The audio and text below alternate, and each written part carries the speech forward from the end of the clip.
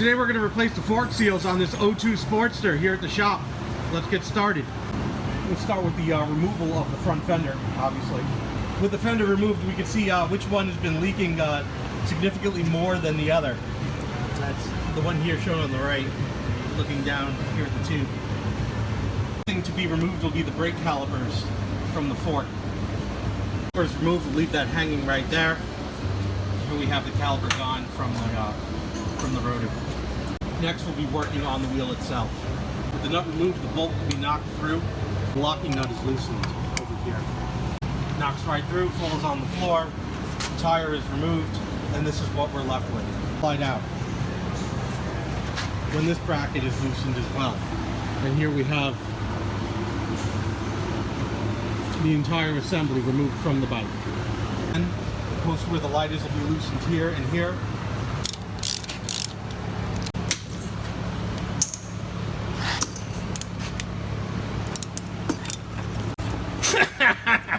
There's nothing on There's nothing. This one we're going to degrease because it's just covered in filth. So before we start working on it, we need to get all this cold fork oil off of it.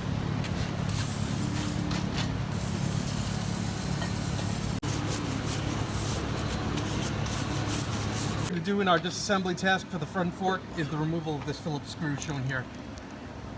And this is in fact the drain screw, so we're going to set it down in a bucket on the floor and let the whatever's left in here drain out.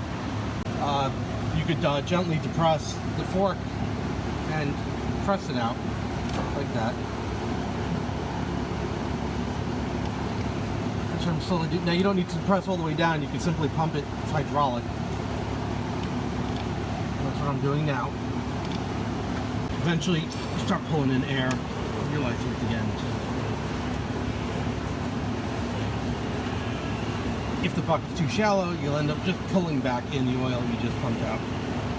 So now we need to separate this piece right here. There's a notch to do so located right over here. A brass punch as to not mar the metal. Got up under here and got things going, right? And it's a little foolish because there's only a notch on one side. And then once it started going, rotating slowly and giving a tap once there was enough room to work under here, and slowly rotating until this ring had unseated, which it has, and now it exposes the seal and we'll be able to work further. Next we'll be removing the dust cover, which has now been exposed, and just pressing this off of the shaft. Gentle prying all around, lifted the dust cover up off of this. Now we're going to slide this up and off of here. Having a look down inside, we can see the seal in here. The metal ring that holds the seal in place, it is just simply removed with a small flathead screwdriver as shown. Very easy.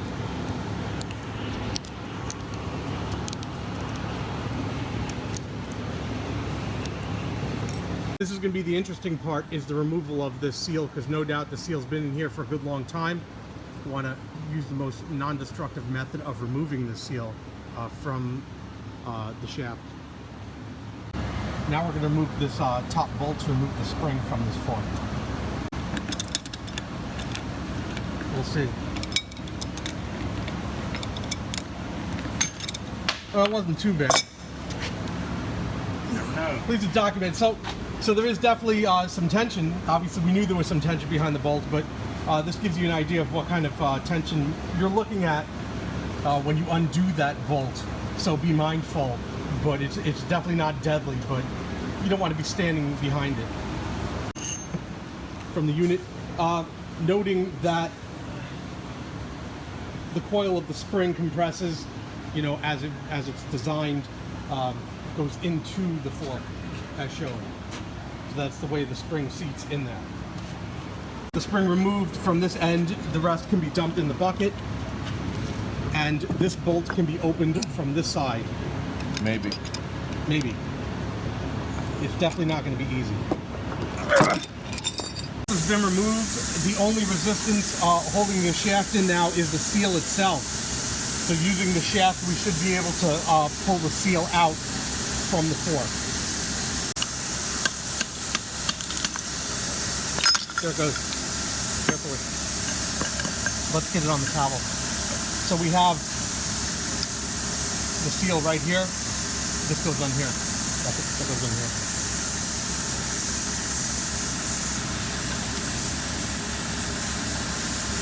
So there it is. There's the old seal. And by the way, I'm going to point out that this fork that we're doing first, this was not the one that was leaking at all. The one that had the bad leak is still being degreased right now, sitting in degreaser. But yeah, doing an inspection. We'll take a look down inside, and we don't see anything alarming. Like I said, this isn't one that was giving us any trouble. This is all going to be cleaned out, of course. All debris will be removed. So we got the new seal. Apply a little bit of lubrication to the seal and the surface, and it is just lowered right on to the shaft like that. Looking at the old one, to ensure that it's correct, we can see the indentations from the spring clip that were on there, so we know that it's going in the right direction. If this just popped off and you forgot how it went on, you could see the indentations that were left from that spring clip, and the new one matches it. There's a flange over here that points towards the top. You can see that flange right over here, so we know that it's being put on in the right direction. Applied to this end as well, and everything is lowered back into place. The nut will be screwed back into the bottom to secure it. With the nut secured in place, we will lower the seal into position.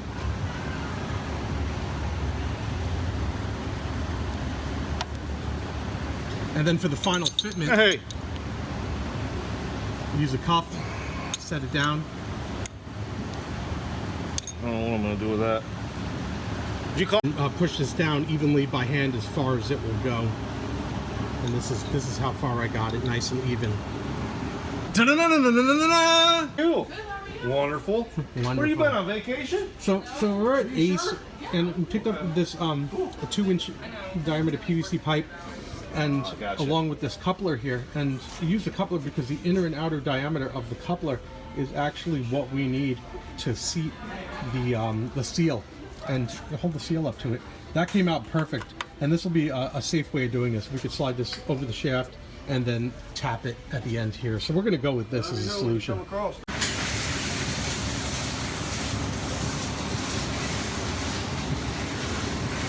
And this is absolutely perfect. This will work just fine.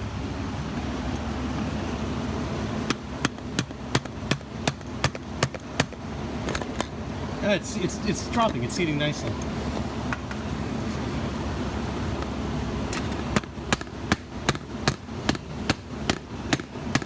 I feel it going down. It's good. Yeah. Let's take a look. I don't think it cleared the groove. Not just yet. No. Give it a little more.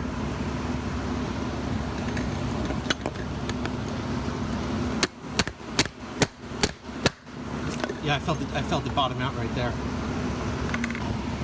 Go ahead.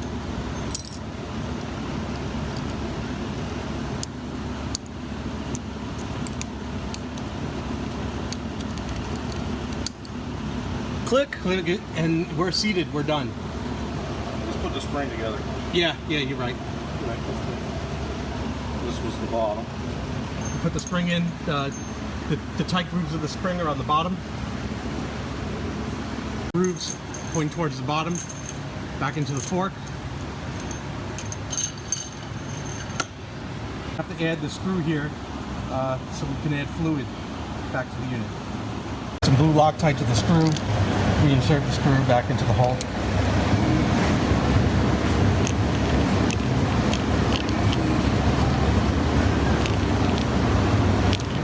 And we're done. 10.2 ounces or 302 milliliters of oil. Holy crap. I hope I have enough. Yeah, so do I. Here we go, there's our oil. All filled up, ready to go.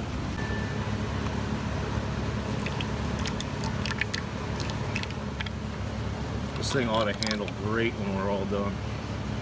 You think they'd just make it even 300 or 10 ounces, whatever.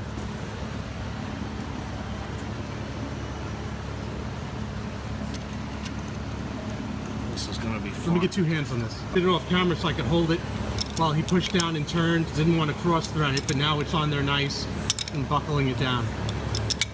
I tested out. Feels good. I mean, It's getting better even. yeah, Dampening's very nice. needs to work through the system. It's holding seals. Seal looks good. Dust cover back on. I don't want to put it dry. I'll put a little lube on the inside.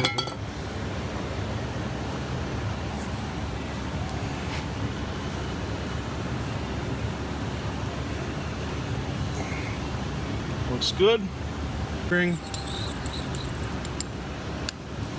Probably gonna have to use the PVC on it. Yeah, we'll use the PVC again.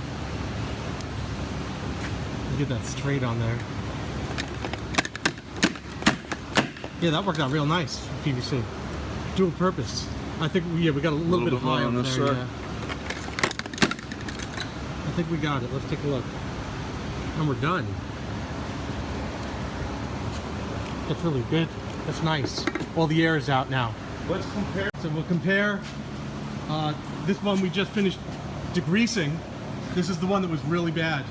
Might have to polish that a little bit. Yeah, I got some real fine steel wool. This is a that's the bad one, and here is the restored one.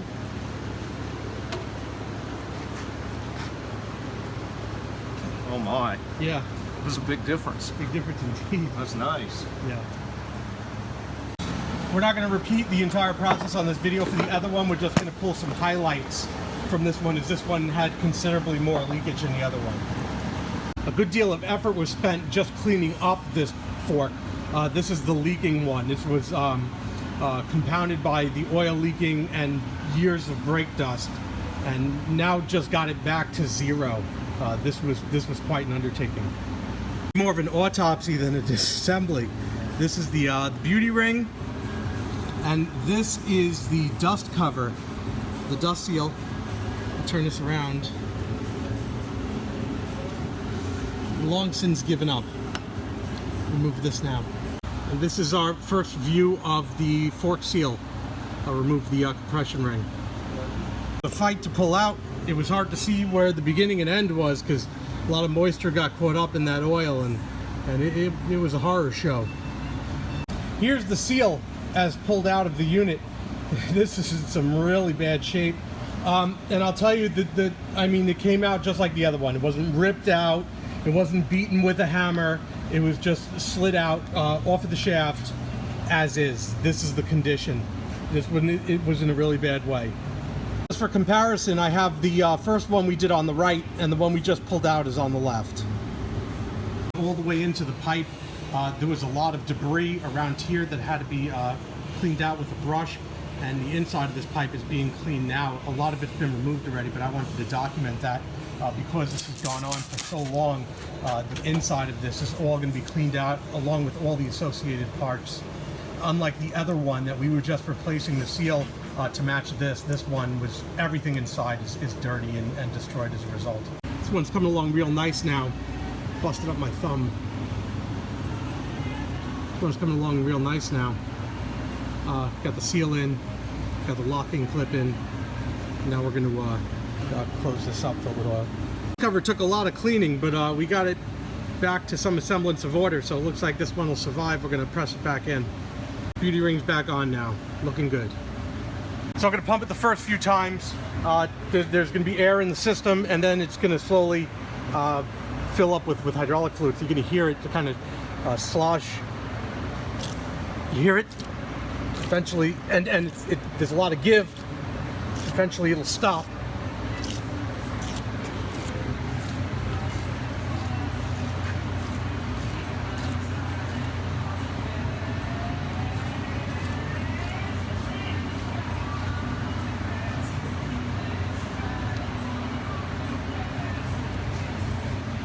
There it is. Now it's getting quiet. Nice. Now it's kind of nice. Yeah, there we go. And at that point, the air is purged, and the shocks are. Oh, there it is. Really nice seal now. That's what we're looking for. It's getting. And as you push it a bit more, you can get a little more air out of it. But riding it on the motorcycle will obviously clear up that last bit. But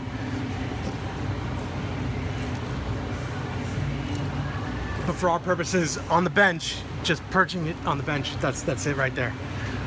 So we assemble it right back on the bike as we took it off, tightening the upper and lower connections right here as shown. And Jason's reflection here in the headlight. The bike sucked up my socket.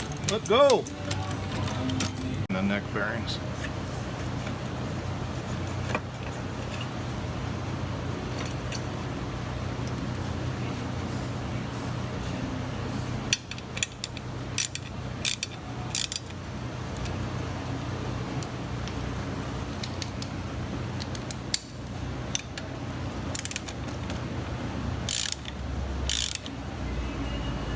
Torque specifications will be for the top 30 foot-pounds and for the bottom 21 foot-pounds.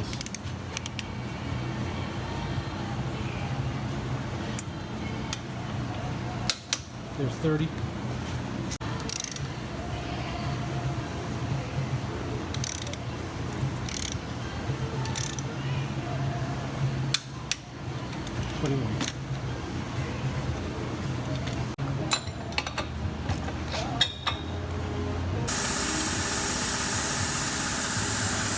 Just noticed while we're doing this assembly here that look at the gas tank. That's the oil from the fork seal that made it all the way up to the gas tank. I initially thought this was just like part of the design, but now I'm taking a closer look and realize this is from the leaking oil. So wow. I'll slap the calipers back on, fenders back on, and it's done. Just need to clean up all of this grime. You can see everything on this side of the bike just covered with oil and grime. So that's about it. Now we'll lower it off the jack, sit on it and see how it feels. I still need to adjust that shifter. And the shifter, amongst other things. That's beyond the scope of this project. Feel. I don't know until I ride it. The bike's been washed nice and clean. It's been road tested. Suspension is working really nicely. And that ends this project. So thanks for watching.